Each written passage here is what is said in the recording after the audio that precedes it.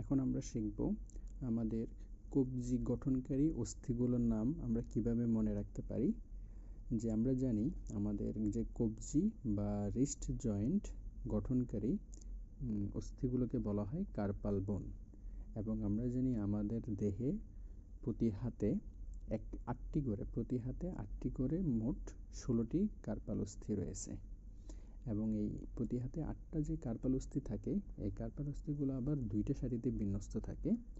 একটা থাকে নিচের সারি, যেমন আমরা দেখতেছি 1 2, এখানে 3 and 4, 4টা।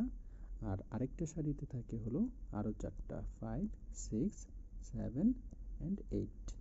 এই টোটাল হলো 8টা কার্পাল অস্থি। এখন আমরা দেখব কিভাবে এই কার্পাল অস্থিগুলো আমরা নাম মনে রাখতে পারি।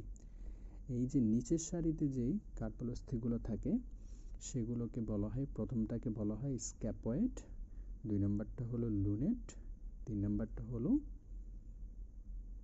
ট্রাইকুয়েট্রাল এবং 4 নম্বরটা হলো পিসিফর্ম।